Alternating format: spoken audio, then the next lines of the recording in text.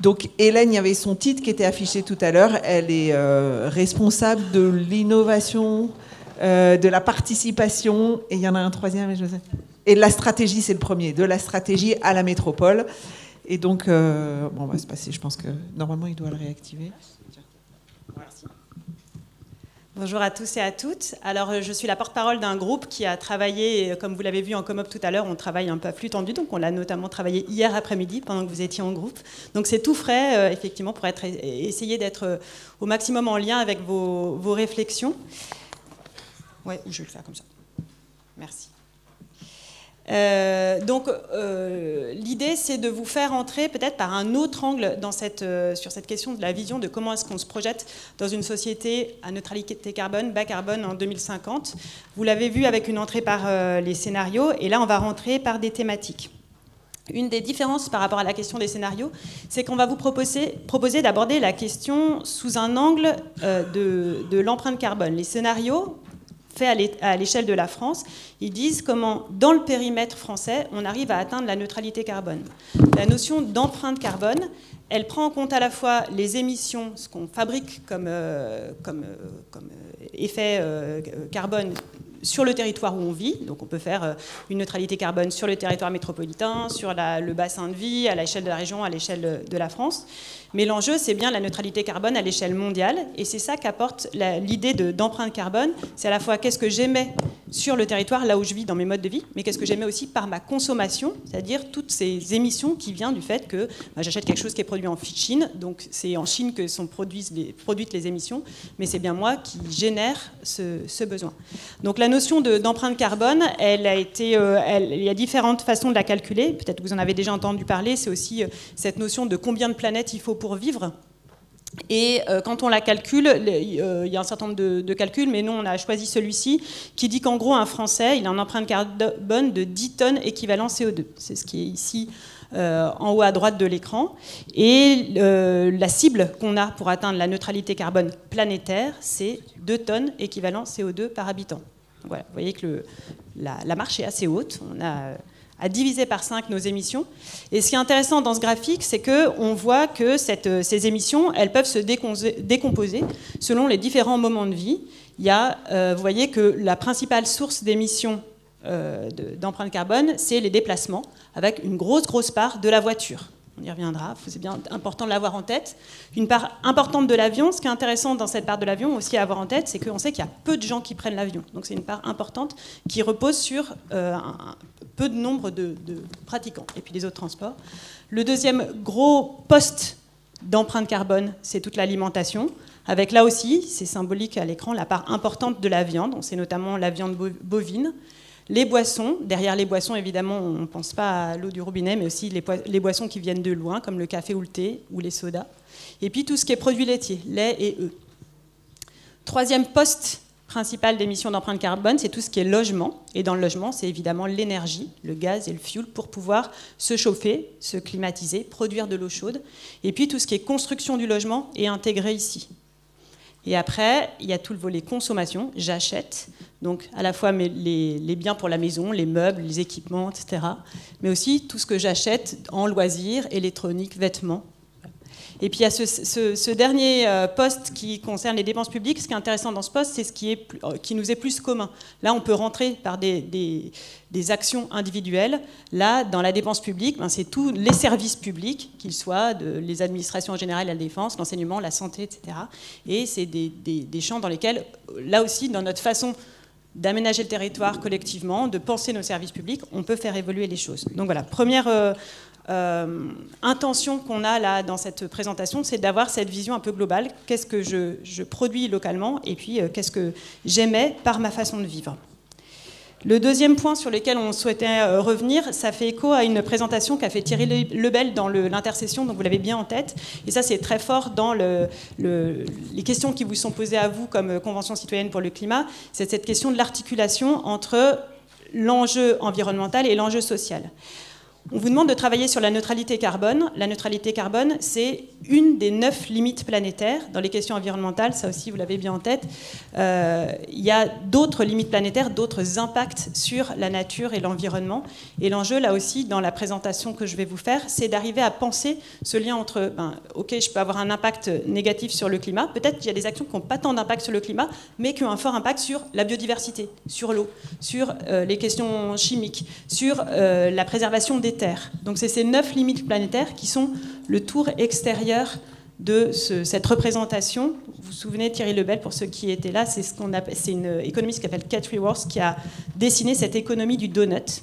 Alors c'est un mot américain, peut-être en français on peut parler de bouée ou d'anneau, etc. Ou de Paris-Brest. Mais voilà, ce dessin, ce tour extérieur, c'est ce qu'elle appelle le plafond écologique, qu'il ne faut pas crever, qu'il faut arriver. Alors, les résultats ne sont pas très bons parce qu'on vient juste de passer la 6e limite planétaire, nous disent les scientifiques. Et puis à l'intérieur, il y a ce plancher social qui dit aussi comment est-ce qu'on fait en sorte que chacun puisse bien vivre à l'intérieur de cet anneau qui dessine un espace juste et sûr pour l'humanité. Donc, et c'est des cercles, et ça montre bien l'interdépendance entre les 9 limites planétaires. La bonne nouvelle, c'est que ça veut dire qu'il y a des co-bénéfices. Si j'agis pour le climat, je vais avoir des bénéfices pour la biodiversité et l'eau. En tout cas, il y a des effets d'entraînement. Et c'est pareil sur la question sociale. C'est lié. Et il se trouve que dans la région de Bruxelles, ils utilisent le donut pour piloter leur politique publique. Et ils l'ont décliné avec ces 4 lunettes qu'on trouvait intéressantes à partager aussi avec vous. C'est le fait de se dire, sur chaque projet, sur chaque objet même, je peux me poser la question de qu'est-ce que ça a comme impact local, social, pour l'emploi, pour la santé, pour les revenus des gens. Mais aussi, qu'est-ce que ça a comme impact social global ? Est-ce que ça produit, vous en avez parlé tout à l'heure, est-ce que ça a un impact sur les pays du Sud? Est-ce que ça va générer du chômage ailleurs ou des problèmes de santé ailleurs, etc. Donc, impact social global. Et pareil pour l'écologique, pour l'environnement. Quel est l'impact local écologique? Ça va mieux pour moi. On voit que la qualité de l'air, c'est par exemple une question qui se pose beaucoup à l'échelle locale. Et est-ce que ça a un impact global écologique et environnemental. Donc voilà, c'est intéressant de se dire, tiens, ces 4 lunettes, comment est-ce qu'un peu systématiquement, je me pose la question de ces 4 dimensions. Et la dernière chose que je voulais dire avant aussi de rentrer dans les 9 thématiques, c'est qu'on a un peu discuté de qu'est-ce que c'est le local, puisque l'enjeu pour nous ici dans cette convention, c'est de se dire, c'est ici et maintenant qu'on se pose ces questions, et notamment ici. Pour la suite de ma présentation, quand je vais parler du territoire et du ici, la plupart du temps, l'esprit, c'est un peu bassin de vie. C'est-à-dire qu'il y a le périmètre institutionnel de la métropole, qui est une réalité de choix de communes, de travailler ensemble. Mais finalement, ce qui est important en vie quotidienne, c'est tous ces déplacements domicile-travail, toute cette échelle de vie qui est bien plus large. Souvent, on pense au sud de l'Isère. Nous, on considère les 11 agglomérations, établissements publics de coopération intercommunale du sud de l'Isère et qui coopèrent de plus en plus ensemble. Vous verrez que sur l'alimentation, évidemment, sur l'économie, c'est bien à cette échelle-là que les gens réfléchissent et que les choses se jouent. Donc, une fois ces préalables dits, de quoi on va parler? L'idée, c'est d'aborder 9 thématiques un peu pensées comme 9 portes d'entrée dans ce système. Vous l'avez compris, l'enjeu, c'est de se dire, on est face à des choses qui sont entremêlées, et j'ouvre une porte, et je regarde la vision d'avenir que j'ai envie d'avoir dans cette porte, et je regarde comment c'est relié avec les autres. Donc, les 4 premières, agriculture, alimentation, habitat, aménagement, mobilité des personnes, consommation, vous voyez, ça renvoie à ce que j'ai dit tout à l'heure sur l'empreinte carbone. C'est les 4 premiers diagrammes, là. C'est je m'alimente, je me loge, je me déplace et je consomme. Les 5 suivants, c'est 5 axes qui sont plus transversaux, mais qui sont aussi des portes d'entrée, des leviers, des champs, des thématiques dans lesquels on peut agir et qui vont forcément influencer les 4 premiers. Donc voilà, on va les traiter dans cet ordre-là. On y va ? Donc on pousse la première porte, et la première porte, c'est celle de l'agriculture et l'alimentation. Dans cette porte de l'agriculture et de l'alimentation, vous allez retrouver des leviers qui font écho à l'un ou l'autre des scénarios. Des leviers plus sobriété qui font plus écho au scénario 1, des leviers efficacité qui font plus écho au scénario 2, 3, enfin ça on en trouve un peu partout, puis des leviers solutions techniques qui sont plutôt scénario 3 et 4. C'est pas segmenté à ce point-là, mais c'est pour renvoyer un peu à ce que vous avez travaillé hier. On a essayé de tenir ces 3 dimensions, sobriété, efficacité et solutions technologiques à chaque fois. Ça marche plus ou moins, mais ça permet de bien faire le lien avec ce que vous avez travaillé hier. Donc à chaque fois, il y aura ça, les leviers sur lesquels on peut travailler, et puis les questions qui sont liées, ce fameux lien au donut, comment est-ce que je pense en système. Sur les leviers en sobriété, en matière d'agriculture et d'alimentation, le premier grand levier, c'est de réduire la surconsommation. Ce n'est pas tout le monde mange moins, mais c'est ceux qui mangent trop, et on a dans une société d'abondance une culture de la surconsommation, on consomme moins. Le deuxième grand levier, vous l'avez vu dans l'empreinte carbone, c'est le moins de viande, notamment bovine, et moins de produits laitiers. Le troisième levier, c'est plus de produits frais, de saison, cette question de la saisonnalité, comment je revis avec le cycle de la nature, des produits qui sont locaux et bio. Voilà, c'est les leviers de sobriété. Enjeu d'efficacité, ça, on le trouve dans tous les scénarios et je pense qu'à peu près tout le monde est d'accord. Après, sur la question de comment on s'y prend concrètement, c'est ce volet réduire les pertes et le gaspillage alimentaire. Quand on pense gaspillage alimentaire, on pense souvent est-ce que je finis bien mon assiette, est-ce que j'en jette pas trop, etc. Le gaspillage alimentaire, c'est aussi et beaucoup dans la distribution, les magasins, dans les lieux de production, etc. Donc c'est pour ça qu'on parle, y compris les pertes, c'est les réductions du champ à l'assiette. Et puis, il y a ces solutions technologiques aussi qui sont proposées, qui existent déjà largement. C'est une spécialisation de l'agriculture, de l'agroalimentaire. Il y a des scénarios qui proposent plus d'intrants, plus d'organismes génétiquement modifiés et qui portent une promesse de prospérité, de capacité à nourrir plus de personnes. C'est aussi ça qui est porté dans les propositions solutions technologiques. Et ça peut aller jusqu'à de la viande de synthèse, qui est une solution au fait qu'on mange moins de viande bovine. Alors, les questions qui sont liées à ces différentes autour de l'alimentation. Évidemment, la question de l'impact santé, qui est liée à la façon de se nourrir. Deuxième impact, on y reviendra, vous verrez souvent avec une approche territoriale, c'est l'impact sur les sols, alors sur la qualité des sols. L'impact santé, on pense plutôt santé humaine. L'impact sur les sols et sur l'eau et la biodiversité, c'est aussi santé du vivant plus largement. On parle du bien-être animal aussi beaucoup. C'est voilà, quelle soutenabilité pour cette qualité des sols, de l'eau, de la biodiversité. Troisième question qui est très liée, vous en avez parlé, c'est la question des métiers, des emplois. On sait que dans l'agriculture, voilà, il y a un certain nombre d'agriculteurs qui ne trouvent pas de repreneurs. Comment on recrée de l'attractivité pour ces métiers-là selon les formats d'exploitation agricole, on n'aura pas les mêmes métiers et on n'aura pas non plus les mêmes paysages.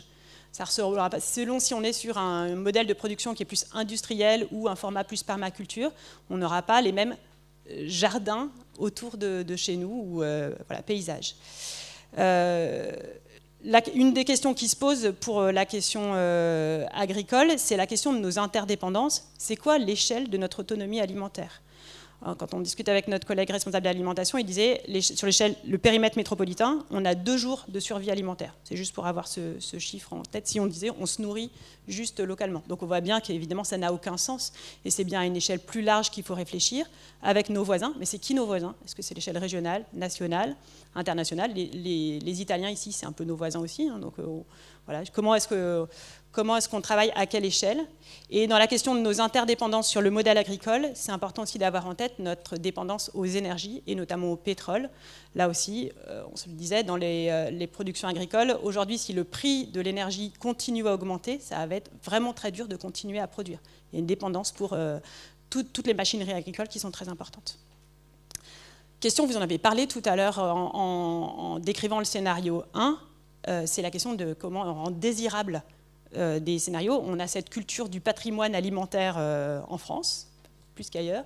Donc comment on remplace la viande? Comment est-ce qu'on donne envie d'avoir des plats qui soient différents? Alors en scénario 1 et 2, plutôt remplacés par des légumineuses, des céréales. En scénario 3 et 4, plutôt par de la viande de synthèse. Mais comment on travaille nos imaginaires de l'alimentation? Et puis évidemment, le point qui est extrêmement crucial et qui nous renvoie au cercle intérieur du donut, c'est comment on fait en sorte que cette alimentation, elle soit de qualité pour tous. Je sais qu'il y a eu des discussions sur le bio, c'est trop cher, le local, c'est trop cher. Après, la réflexion, c'est dans la balance entre si la viande, c'est cher aussi, les produits transformés, c'est cher aussi. Comment est-ce que je recompose mon panier et mon assiette pour que ce soit accessible à tout le monde?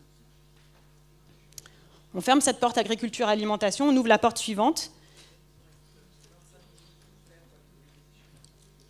Ok. Oui, c'est bon.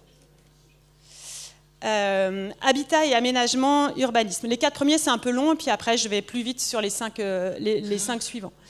Dans le levier de la sobriété sur habitat et aménagement, l'enjeu, c'est évidemment les économies d'énergie au quotidien. Vous vous souvenez, dans la barrette de la maison, c'est essentiellement sur l'énergie qu'on consomme d'une empreinte carbone. Donc c'est la question de comment est-ce que je consomme moins, à quelle température je me chauffe dans mon logement, à quelle température je me rafraîchis quand il fait chaud, la question de la climatisation, combien j'ai d'appareils branchés ou allumés. Vous l'avez vu plutôt dans le scénario 1 et 2, il y a une réflexion sur comment est-ce que je réduis les surfaces par habitant. Être sobre, c'est aussi de se dire je vis dans des plus petits espaces. Comment je construis moins, mais je réutilise plus, je rénove.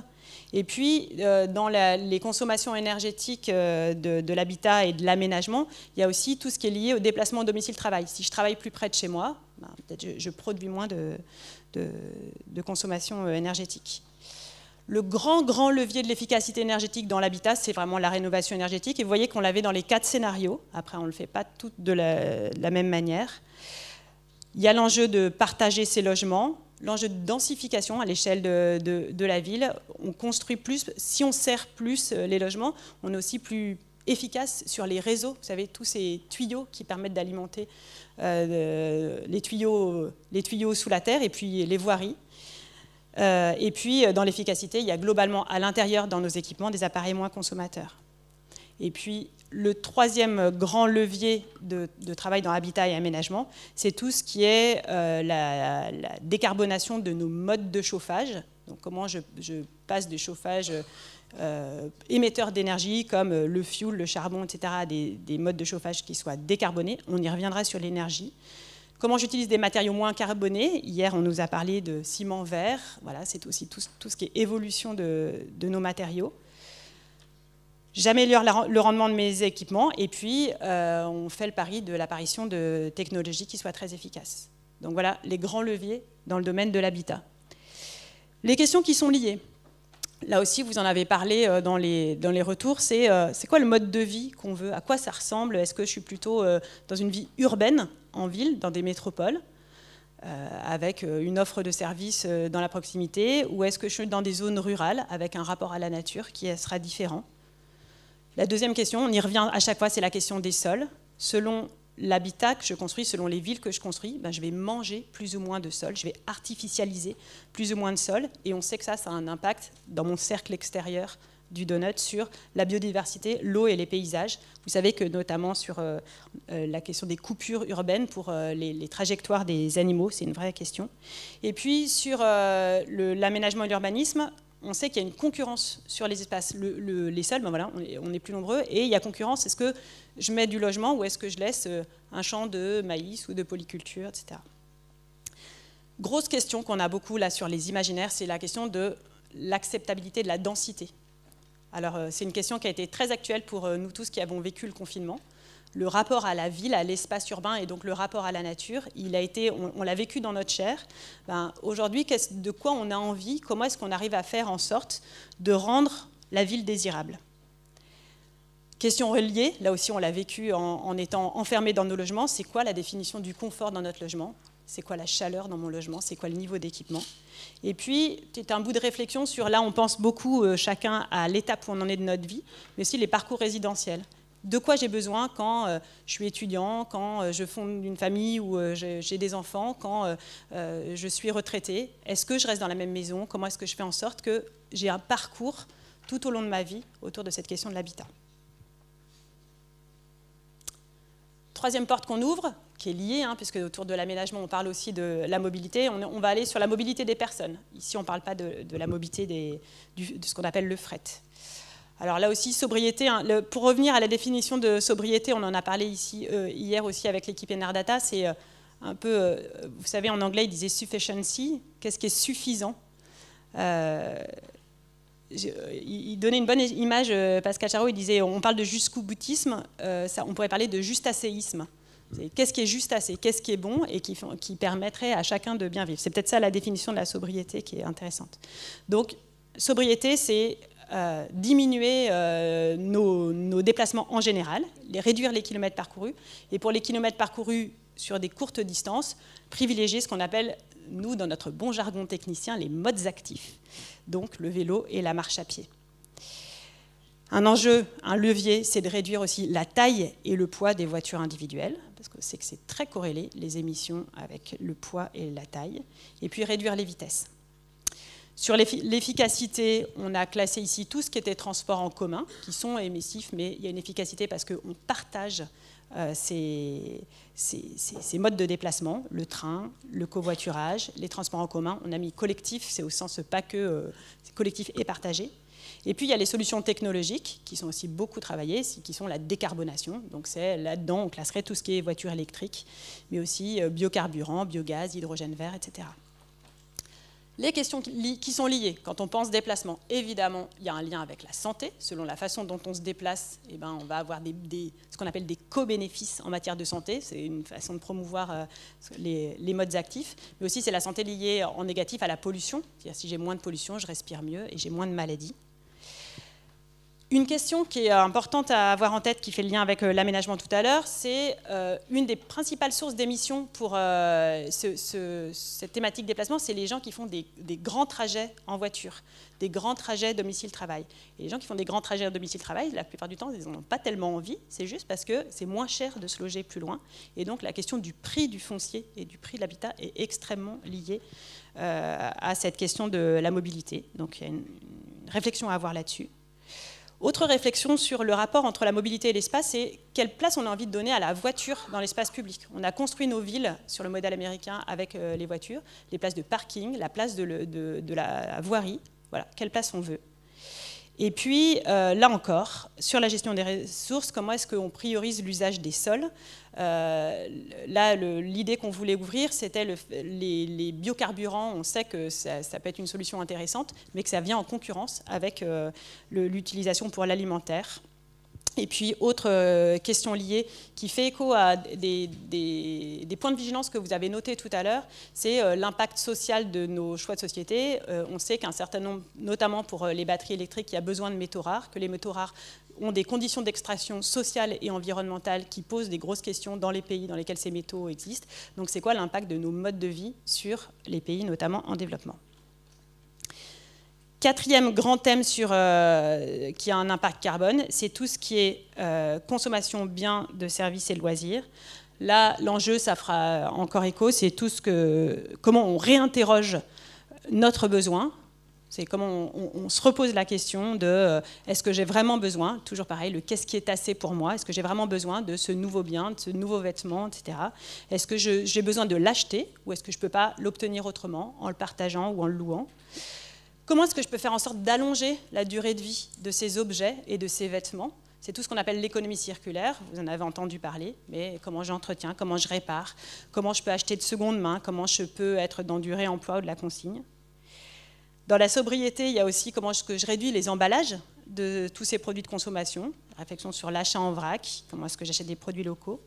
Et puis, on a classé dans cette catégorie aussi tout ce qui est loisirs. C'est pareil, dans mes loisirs, est-ce que je peux avoir des loisirs qui sont moins chargés en carbone, qui m'obligent à moins de déplacements ou qui ont moins d'appareils.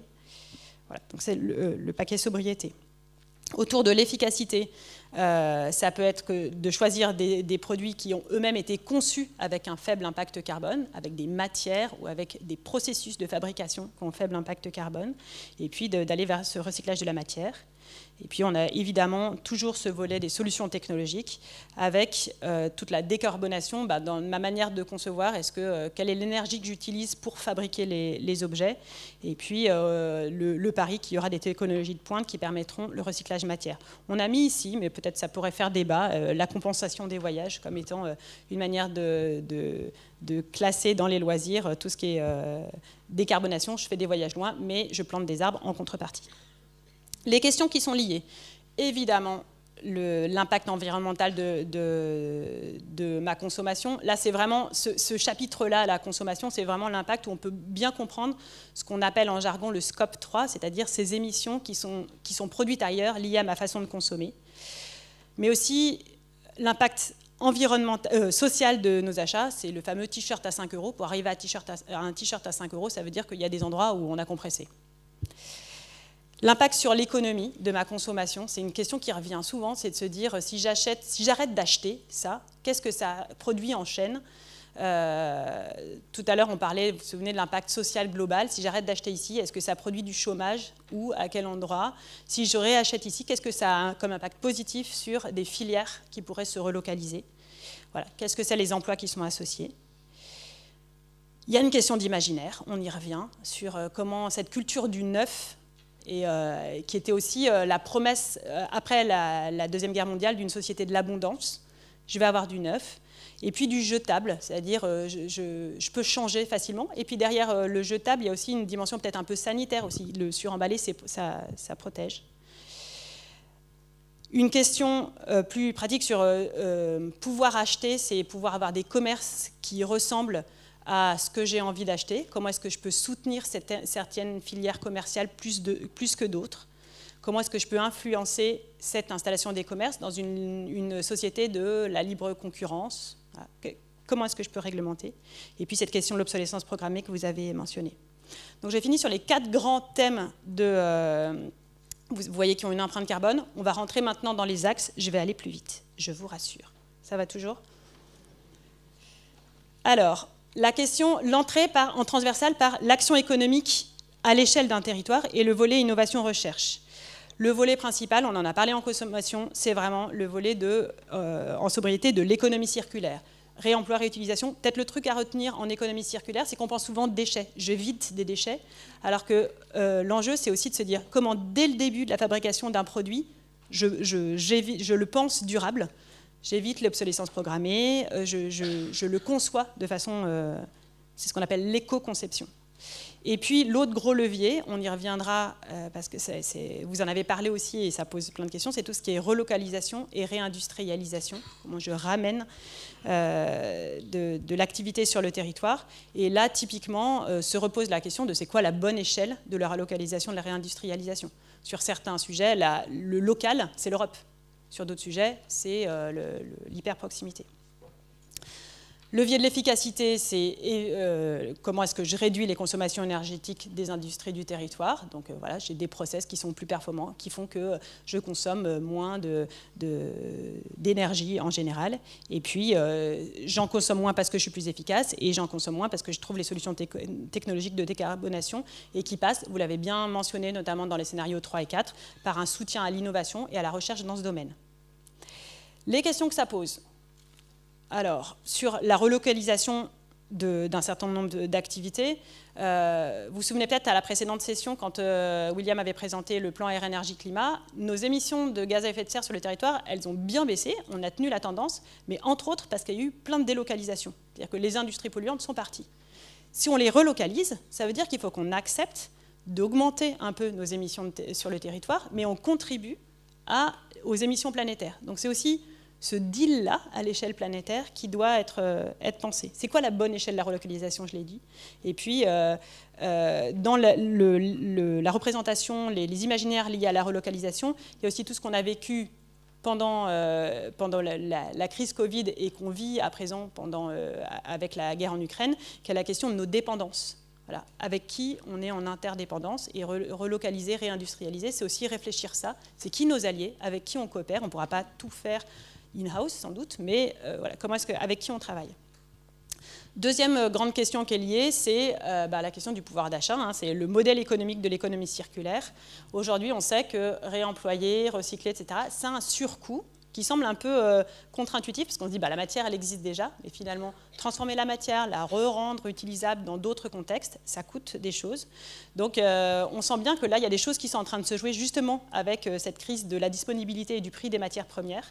Je discutais avec la collègue qui s'occupe des déchets, qui me disait, tiens, je trouve beaucoup plus de voies de sortie de mes déchets aujourd'hui qu'il y a 3-4 ans. Donc, voilà, il y a des choses qui bougent aussi. En matière économique, une grosse question qui se pose, c'est quelle est la place de l'acteur public? Est-ce qu'on peut réglementer? Jusqu'où on peut réglementer? Qu'est-ce qu'on a envie? Que peut faire le marché? La liberté du marché permet aussi un certain nombre de choses, le jeu de l'offre et de la demande. Quelle est la place de la planification? On retrouve notre histoire du foncier. Alors là, sur le foncier économique, c'est un sujet hyper présent, par exemple, sur le territoire grenoblois. La collègue qui s'occupe de l'économie, elle dit « j'ai plus que 4 hectares de foncier disponible économique et personne ne veut d'industrie à côté de chez lui. On veut relocaliser, mais on voudrait plutôt que ce soit un peu plus loin. » Donc voilà, la question de l'industrie au bout de mon jardin, c'est une question qui peut se poser. Après industrie, on voit tout de suite des trucs très polluants, c'est d'autres types d'activités. Mais voilà, cette question de faire une ville des courtes distances, une ville dans laquelle je travaille et j'habite pas trop loin, ça veut dire ça aussi, accepter une forme d'encastrement. Et puis, une réflexion, puisqu'il y a cet enjeu de recherche, c'est dans ce grand chantier de la recherche, quelle est la part de la recherche qu'on oriente sur les solutions technologiques? Il y a un coût. Très lié, la question de la formation et l'emploi. On ouvre la porte formation et emploi. Le grand levier, alors ça c'est vraiment transversal à tous les scénarios, c'est à chaque fois comment est-ce qu'on arrive à assurer l'adéquation entre la quantité, le nombre d'actifs qu'on a besoin dans chacune des filières et leurs compétences. Et ça suppose de travailler à la fois sur la formation tout au long de la vie. Peut-être qu'un certain nombre d'entre nous, on va être amené à changer de métier pour s'adapter au scénario des transitions que nous aurons proposées.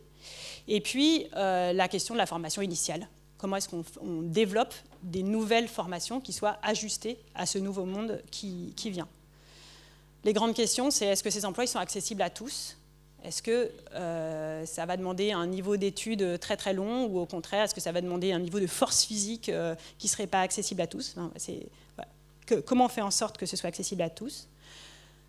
On sent bien que c'est vrai ici, c'est vrai ailleurs, la question des temps. La formation, ça implique du temps long pour faire monter des générations de compétences qui sont capables de faire face à la question. Comment est-ce qu'on articule ce temps long de la formation et l'urgence des besoins de ces nouvelles compétences? Une question sur l'attractivité, on l'a vu tout à l'heure sur les métiers dans l'agriculture, mais c'est vrai dans plein d'autres métiers. Une grosse question sur la qualité de vie au travail. Voilà, selon le scénario qu'on se dessine, on ne travaillera pas de la même manière. On travaillera plus avec des machines ou plus avec des individus. On travaillera de façon plus coopérative ou de façon plus individuelle. Donc la question du sens du travail, de la reconnaissance salariale, elle est importante. Et on n'aura pas les mêmes niveaux de revenus. Et du coup, quelque chose qui est lié sur les inégalités de revenus, c'est les inégalités de revenus, elles sont aussi fonction du modèle de société et de consommation qu'on a. Peut-être dans un modèle S4, je gagne plus, mais les produits coûtent plus cher. Dans un modèle S1, je gagne moins, mais les produits coûtent moins cher. Donc voilà, c'est ce juste équilibre qu'il faut trouver. Septième grande porte d'entrée, c'est celle de la production d'énergie. Alors là, vous avez compris que c'est le gros sujet corrélé au climat. Donc je vais très vite, mais voilà, c'est toujours intéressant de se dire, en production d'énergie, il y a un levier sobriété. C'est-à-dire je peux réduire la production si la demande est réduite. Après, ça posera la question des réseaux. Est-ce que mes tuyaux pour transférer l'énergie sont à la bonne taille pour si j'atteins la neutralité carbone? L'autre gros enjeu, c'est la substitution des énergies fossiles par des énergies décarbonées. Ça, c'est des choses qui sont déjà bien engagées dans un certain nombre d'endroits, mais sur lesquelles la question de la massification du passage à l'échelle est importante. Donc, tout ce qui est chaleur renouvelable, qui s'appuie sur le biogaz, le méthane qui est issu de la transformation de nos déchets alimentaires, par exemple, le bois, les pompes à chaleur, etc. Et puis tout ce qui est électricité décarbonée, hydroélectricité, solaire, éolien, nucléaire. Et puis, autour de cette production d'énergie, un des grands chantiers, on en a pas mal parlé hier aussi, c'est ces nouvelles énergies autour de l'hydrogène, et puis une réflexion sur comment est-ce qu'on arriverait à mieux stocker l'électricité. Vous savez qu'aujourd'hui, c'est un des grands challenges dans le monde sur les questions d'électricité. Les questions qui sont liées, évidemment, la question de la gestion durable de la ressource, on y reviendra après, notamment sur le bois et la captation carbone. La question des risques, elle vient ici, j'en parle ici, mais on aurait pu la traiter aussi en transversal, mais vous en avez là aussi pas mal parlé en retour sur les conditions de réussite et les points de vigilance. Voilà, il y a les risques liés aux déchets, notamment aux déchets nucléaires, aux accidents. Comment est-ce qu'on arrive à... Ça fait partie des éléments qu'il faut avoir en tête pour à la fois savoir sécuriser et puis peut-être nous travailler notre adaptation, ce qu'on appelle la résilience.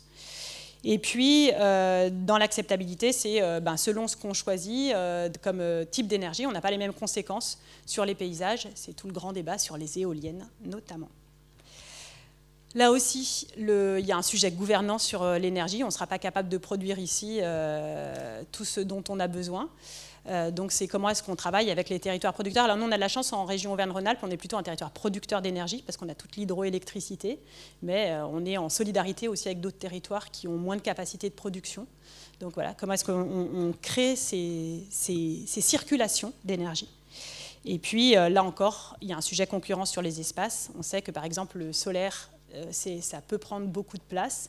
C'est la photo que vous avez en dessous, l'éolien aussi. Ben voilà, qu'est-ce qu'on choisit d'implanter à quel endroit? Courage, j'en ai plus que 2. Et le dernier, hyper rapide. La huitième porte qu'on ouvre, c'est celle de la séquestration carbone. Là aussi, on en a pas mal parlé dans les scénarios hier.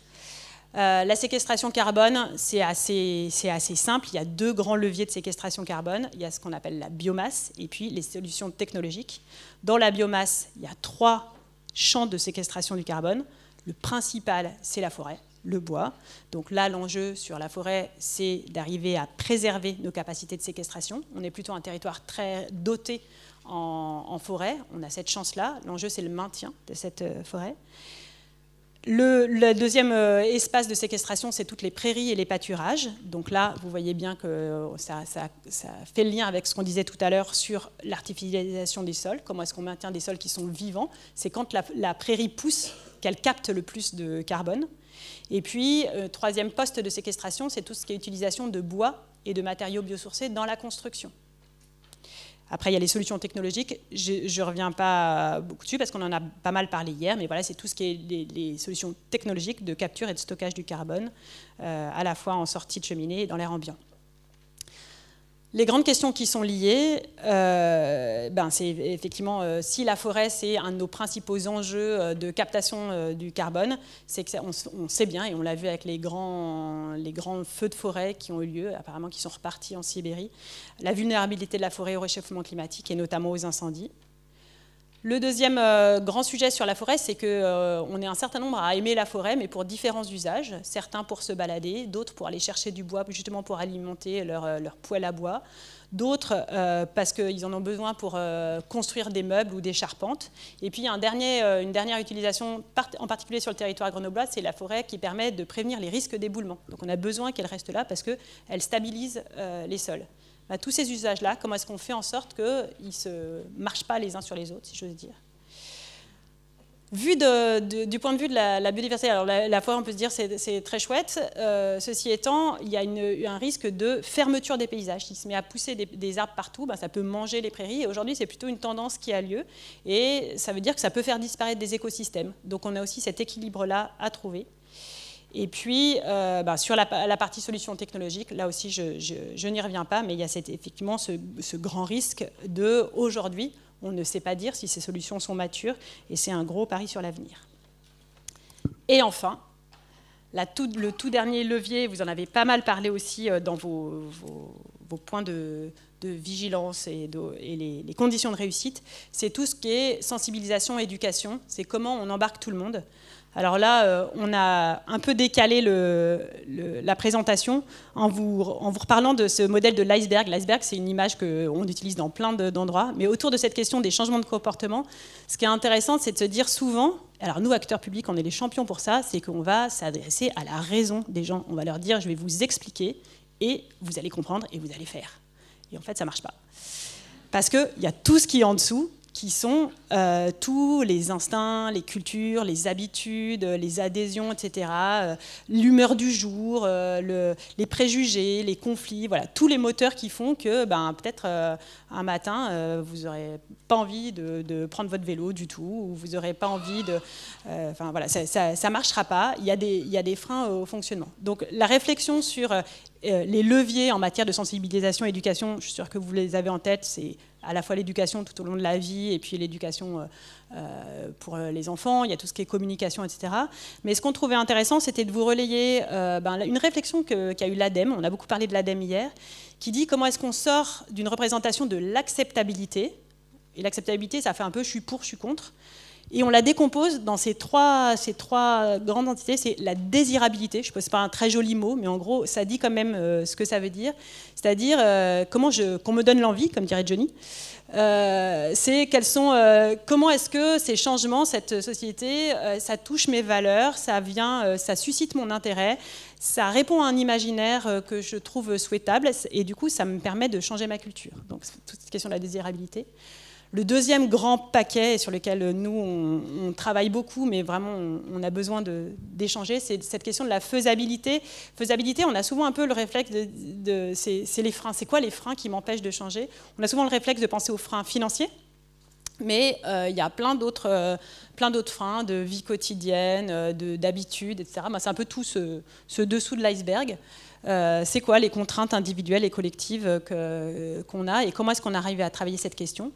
Et puis le troisième grand paquet, c'est les conditions de réalisation. L'idée derrière ça, c'est de se dire, on ne peut pas, et ça je pense que vous l'avez bien en tête, on ne peut pas juste s'appuyer sur les changements individuels de comportement, mais il y a la question de comment le contexte dans lequel on vit, on l'a travaillé, enfin on l'a vu tout au long de ces 9 portes d'entrée, comment l'environnement dans lequel je suis me permet de changer, d'accepter. Comment est-ce qu'on crée des normes sociales, des façons de faire qui me disent, bah oui, en fait, je fais comme tout le monde et je suis bien à le faire parce que c'est ce qui est bon pour nous, c'est ce qui est juste. Et je voulais terminer avec cette question du rapport au temps, parce qu'on sent bien que c'est quelque chose sur lequel vous êtes en train de travailler, c'est à la fois on se projette dans le temps long, et les travaux des psychosociologues nous montrent bien que c'est compliqué cette projection dans le temps long, notamment parce qu'on est bien plus sensible à une perte maintenant, c'est-à-dire je vais perdre du confort comme ça, même si j'ai des bénéfices futurs. En fait, j'ai cette espèce d'aversion pour la perte maintenant. Donc c'est comment je fais le lien, comment est-ce que j'arrive à lever cette aversion. Et puis le deuxième point, c'est aussi, on a beaucoup parlé du futur comme quelque chose qui était un peu loin et sur lequel je pouvais me projeter, et on trouve intéressant de parler plutôt de l'avenir, et c'est ce sur quoi vous êtes en train de travailler, c'est ce qui va venir, et comment est-ce que je travaille sur ce qui est en train de venir. Et là, je reboucle avec, c'est le cas de le dire, avec mon donut, c'est qu'on se rend compte que la capacité à se projeter dans l'avenir est extrêmement conditionnée par ma solidité aujourd'hui dans le présent. Et la solidité, elle est fonction du stress, de la charge mentale et du niveau de précarité dans lequel je suis. Donc voilà, on revient à cette boucle de se dire, sur cette question de sensibilisation et éducation, faire le lien entre le présent et le futur, le social et l'environnemental. Merci beaucoup.